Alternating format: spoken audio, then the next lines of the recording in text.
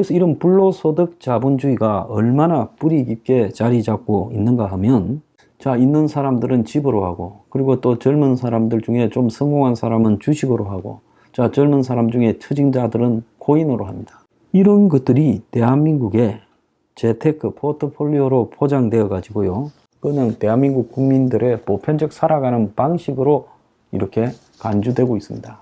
자, 그래서 이런 투기에 대해서 누구도 부끄러워하거나 두려워하지 않고, 못하는 사람이 바보고 사회에 뒤떨어진 사람이고, 자본주의는 이런 트렌드에 앞서가는 사람들이, 살아남는 사람들이 누리는 것이다, 이렇게 포장해서 젊은 애들이 너무 많이 이야기하고, 인터넷상에도 그런 글들이 너무 많습니다. 그렇지 않지요. 자본주의는 공정해야 되고, 노동의 가치를 신성하게 존중해야 되고, 그렇습니다. 투기가 횡행하는 것은 자본주의가 아니지요. 그것은 자본주의가 망할 때 생겨나는 현상이라고 봅니다. 일본이 80년대 말에 이 자본주의 투기 거품 때문에 붕괴됐고, 미국이 2008년에 투기 거품 때문에 지금 붕괴된 뒤 망해가고 있잖아요. 이런 것도 우리가 잘 염두에 둬야 될 거라고 생각합니다. 그 다음에요, 우리가 흔히 이 주거 문제나 그 다음에 주택 공급 문제, 이런 것들이 정부의 정책으로, 선한 의도로 잘 해결될 거다, 그런 생각을 많이 합니다. 자, 8월 8일 날 정부가요, 88 주택 공급 대책이라고 발표했는데, 그거는 내가 볼 때 건설업자들에 대해서 특혜를 주고, 규제를 완화해주고, 돈벌이 먹게 좋게 해주고, 또 빌라 같은 것들을 사준다고 하면서 빌라 투기꾼들을 아주 그냥 좋게 만들어주는 행위라고 봅니다. 그래서 우리가 여기서 이제 공공선택이론이라는 걸 생각해 봐야 되는데, 공직자나 정치인들이 꼭 대중의 이 사회적 효용을 극대화시키기 위해서 어떤 행위를 선택하는 것이 아니라 자신의 개인적 이해관계를 위해서 행위를 선택한다. 그래서 공직자나 정치인이 말로는 공공 대중의 이익을 위해서 산다라고 하지만 실제로는 자신만을 위해서 살고 있기 때문에 정부의 정책이 왜곡되기 십상이다. 자, 여기에 한국에 대표적으로 왜곡되는 것이 부동산 공급 대책이에요. 자, 부동산을 공급하면 많은 사람들이 산다, 즉 수요가 많고 공급이 부족해서 그렇다, 이렇게 빵 수요처럼 생각하는데 그게 아니죠. 투기의 대상이 수요와 공급을 이미 왜곡시켜 버려서 아무리 많이 공급하더라도 가수요, 투기 수요가 발생해서 부족할 수밖에 없고, 그것을 독점한 자들이 엄청난 이득을 보고 있다는 게 지금 한국의 부동산의 기본적인 문제라는 겁니다.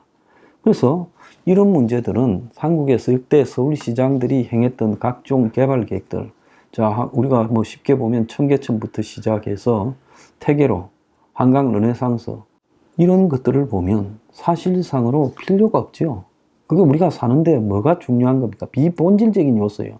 없는 것보다 있는 게 나을 수 있겠지만은 결국은 거기에 수백억, 수천억의 예산이 들어간다면 그런 걸 할 필요가 없죠. 근데 그 사람들은 업적이라는 개념에 몰두해서 지금 광화문 같은 경우는 몇 번을 뜯어가지고 고치고 반복해서 지랄들을 하고 있습니다. 그래서 이런 것들을 본다면요, 절대로 정치인이나 관료들이 국민을 위한 선택을 하지 않는다는 겁니다. 자, 그 다음에요, 이제 이 심각한 문제가 뭔가 하면, 대중이요, 꾸준히 세상을 변화시키려는 노력을 해야 됩니다. 그래서 선한 의도를 가지고 선하게 이 세상을 변화시키려고 해야 되는데, 지금 우리가 원가주택을 이야기하면요, 사무실에 전화가 항의가 여러 통 들어왔습니다. 그러면 부자는 다 도둑놈이냐, 나쁘다고 말하는 거냐, 그러면 공산주의 사회로 가자는 거냐. 내가 언제 공산주의 사회를 말했습니까? 투기가 나쁘다는 거고, 부자하고 투기가 일치합니까? 일치하는 모양이네요. 뭔가 찔리니까 전화해서 거짓들을 하고 있는 거 아니겠습니까? 자, 자기 이름 하나도 드러내지 못하면서 사무실에 전화해서 애꿎은 직원들한테 그렇게 욕을 왜 합니까? 뭐가 꿀렸습니까? 내가 원가주택에 관해서 투기에 대해서 건절시켜야 된다, 그리고 집을 투기 수단으로 이용하는 것은 잘못된 것이라는 게 뭐가 그렇게 듣기가 힘들었고, 그래서 사무실로 냈다 전화를 합니까? 지금까지 뉴스 브리핑이나 미래경제 연구소가 어렵게 이렇게 끌어오는 과정에서 단돈 1원도 안 써놓고 무엇 때문에 우리한테 그런 욕을 합니까? 그래서 부자 이꼴 투기꾼이라는 걸 스스로 인정하는 거잖아요. 내가 투기를 비판했지 부자를 비판했습니까? 그래서 대중들이요, 자각을 해야 되는 겁니다. 절대로 세상은 자기들을 위해서 좋은 투기 수단을 포기하고 위해주지 않는다. 자, 그렇다면 좋은 세상은 어떻게 만드느냐? 자, 그 착취의 대상이 된 사람들이 노력해서 만들어야 됩니다.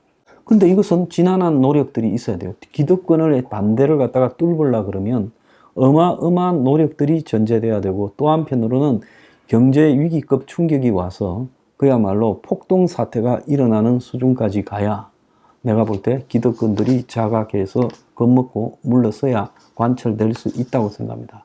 자, 그렇지만은 이런 희생적 노력으로 선도에서 일하는 사람이 있어야 어느 날 기회가 왔을 때 이런 것들이 보편적으로 받아들여지지, 아무도 말하지 않고 있다면 이런 생각이나 하겠습니까? 자, 그런데 여기서 이제 대중들은 아주 기회주의적이 되죠. 내가 가만히 있다가 나중에 그런 시점이 오면 그냥 올라타면 되지, 내가 나서기는 싫다. 나는 당장 내 눈앞의 돈벌이와 내 삶이 중요하다. 그러면서 다들 이 필요한 부분을 외면하고 있잖아요. 자식이 결혼할래 해도, 내가 집을 살라 해도 집 하나 때문에 평생을 고생하고 죽을 고생을 하고 그 집 산다고 낸 빚이 내 평생을 갖다가 좌우하고 있고, 어떤 때는 그런 것들이 잘못되어서 몰락하기도 하면서 적어도 이 세상을 바꾸려고 아무도 하지 않는다. 그런 측면에서 이런 운동을 하는 여러분들은 매우 훌륭한 사람들이다. 저는 그렇게 이야기를 하고 싶어요. 오려면 행해야 되는데 대중들은 자기가 하기 싫으니까 회의적인 속성을 먼저 제기해요. 자, 스포 15조나 5+3 다 옳잖아요. 외노자 추방 다 옳은 이야기예요.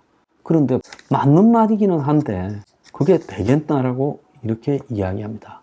이 세상 역사의 발전 속에서 자, 모든 부분을 기득권이 지배하는 세상에서 그것이 변화가 되겠나라고 회의를 가진다면 기득권의 영역이 하나라도 무너지겠습니까? 이런 회의적 속성이요, 대중의 저열한 속성이다는 겁니다. 부끄러운 줄 알아야 된다고 저는 생각합니다. 아무리 내가 보잘것없이 초라하게 살더라도요, 내가 적어도 이 세상의 변화를 위해서 노력하고 사는 것이 자기가 아름답다라는 그런 자부심을 가져야 돼요. 자, 그리고 지금 대장동 같은 부분에서 이재명이 평당 1,000만 원에 팔겠다는 걸 평당 2,500만 원 팔았어요. 그러면 완전히 바가지 쓰고 샀고, 그래서 김만배 같이 아무것도 없는 애가 이재명하고 연루되어서 8천억을 벌어먹은 거 아니겠습니까? 자, 그러면 이 대장동에 있는 사람들이 들고 일어나야 되죠. 우리가 보통 아파트 분양할 때 미분양 아파트에 처음에는 분양 가격대로 주고 산 사람들이 아파트 미분양분에 대해서 뭐 5천만 원 할인한다 이러면 데모하고 2, 3, 5독에 맞고 난리가 나잖아요. 자, 그런 데는 돈 아까운 줄 알면서 왜 그럼 대장동에 저 6천 세대도 넘는 아파트 사서 들어온 사람들이 침묵하고 있을까요? 그건 자기가 산 가격보다 올랐기 때문에 다 입 다물고 있는 거예요. 이걸 시끄럽게 하면 집값 떨어질까 봐. 지금 우리가 8억 주고 아니면 12억 주고 샀는데 12억짜리는 뭐 16억이 되고 8억 주고 산 거는 10억이 됐는데 왜 뜯으냐? 우리 이득 봤는데. 참으로 저열한 수준으로 자신이 당한 엄청난 사기극에 대해서 침묵하고, 어떻게 보면 이 사기극, 이재명과 김만배의 사기극에 동조하는 행위를 한 거 아니겠어요? 그래서 이렇게 살아가는 모습들이 옳은 것이냐? 참으로 잘못됐지요. 그래서 대한민국 사람들의 평균치 수준을 저는 대장동이 입증하고 있다고 보고 있습니다. 자, 투기와 황금 맞는 불로소득의 시대가 영원할 거라고 여러분들은 생각하십니까? 자, 그러니까 아무런 도덕심에, 아무런 양심에 끄리낌 없이 저렇게 하는 거 아니겠습니까? 성경에서 공연히 부자가 천국 가는 것은 낙타가 바늘구멍 통과하는 것만큼 어렵다. 그래서 부자들은 천국 못 간다는 이야기를 한 거죠. 법정 스님이 불교에, 한국 그래도 근세 불교에서 가장 원칙에 가까웠던 법정 스님이 무소유를 그냥 주장했을까요? 그분이요, 무소유란 자기 책을 왜 더 이상 팔지 말라고 태워버렸겠습니까? 이 세상에 대한 일종의 경고죠. 너네들은 전부 불교를 믿든지 뭐 기독교를 믿든지 카톨릭을 믿든지 다 투기를 추구하고 부자가 되기 위해서, 심지어 집까지도 가장 중요한 부자가 되기 위한 투기 수단으로 삼으면서 팔고 사고 이득을 추구한다. 그런 너희들한테 내가 무소유를 말했지만 더 이상 이야기하는 것은 헛소리다. 결국 너네들이 스스로 깨달을 시기가 와야 될 것이다 라는 의미에서 더 이상 자기 책을 내지 말고 다 태워버리라고 한 걸로 보입니다.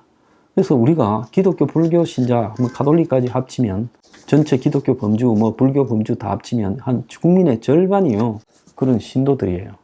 그러면 국민의 절반이 욕심내지 말고 투기하지 말고 그리고 이웃과 더불어서 살아야 된다라고 그런 종교에 가서 열심히 매주 기도하고요. 등을 달고 그렇게 사는데 왜 이 세상은 이렇게 험악한 것일까요? 이게 정상이라고 보십니까? 모든 종교가 부자의 투기와 욕심을 경계하고 있습니다. 특히 사람의 주거 공간이자 가장 생활 필수품적인 요소인 집에 대해서 투기해서 돈 벌면요, 그것은 지옥 갈 일이죠. 그런데도요, 교회에 돈 갖다 주고 절에다가 시주하면 극락왕생 갈 거라고 생각하십니까? 당신이 극락이라고 생각하고 간 곳은 지옥이 될 거라고 난 보고 있습니다. 내 말이 듣기 싫으면요, 당신은 투기한 사람입니다.